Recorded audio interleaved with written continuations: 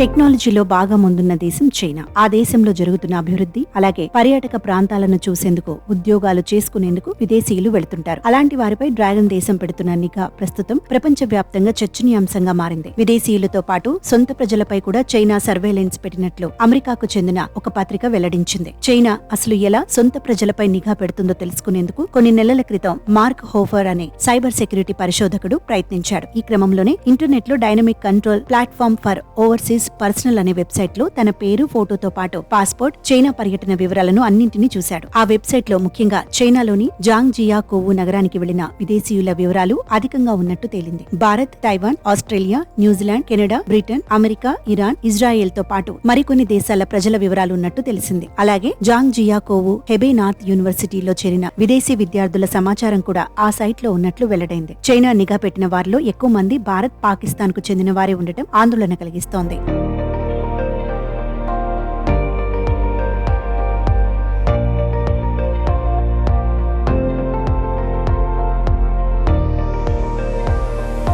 వారు ఎక్కడికి వెళుతున్నారు, ఏం చేస్తున్నారనే ప్రతి కదలికను కెమెరాలు, ఫోన్ సిగ్నల్స్ ద్వారా చైనా నిరంతరం ట్రాక్ చేస్తోంది. ఆ విదేశీయులు తమ స్వదేశాలకు వెళ్లిపోయినా చైనా నిఘా మాత్రం ఆగడం లేదు. చైనా పోలీసులకు పరికరాలు విక్రయించే ఒక సంస్థకు ఈ వెబ్సైట్ తో బలమైన సంబంధాలున్నట్లు తేలింది. ఈ రహస్య డేటానంతా చైనా పోలీసులు ఎప్పుడూ తమ చేతిలోనే ఉంచుకుంటున్నారు. ప్రజలు ఎక్కిన విమానాలు, రైళ్లు, చివరికి వారి సీటు నెంబర్లతో సహా ప్రతి చిన్న సమాచారం ఇందులో పక్కాగా నమోదవుతోంది. అయితే 2019లో హాంకాంగ్ లో భారీ నిరసనలు చెలరేగిన తర్వాతే చైనా ఈ నిఘా మరింత విస్తృతం చేసింది. దేశ ప్రజల విదేశీ భాగస్వాముల కదలికలపై కూడా ప్రత్యేకంగా దృష్టి పెట్టింది. అయితే మే నెలలో ఈ రహస్య వెబ్సైట్ లోని సమాచారం అంతా అకస్మాత్తుగా అదృశ్యమైంది. అప్పటికే పరిశోధకుడు మార్క్ హోఫర్ ఆ కీలక డేటానంతా డౌన్లోడ్ చేసుకోవడంతో ఈ గుట్టు రట్టయింది. దీనిపై చైనా ప్రభుత్వం ఇప్పటి వరకు ఎలాంటి అధికారిక స్పందన ఇవ్వలేదు. మొత్తంగా చైనా ఇలా తమ దేశ ప్రజలపైనే కాకుండా విదేశీయులపై పెద్ద ఎత్తున నిఘా పెట్టడం ఆశ్చర్యానికి గురిచేసింది. మరి దీనిపై మున్ముందు ఎలాంటి పరిణామాలు చోటు చేసుకుంటాయనేది చూడాలి.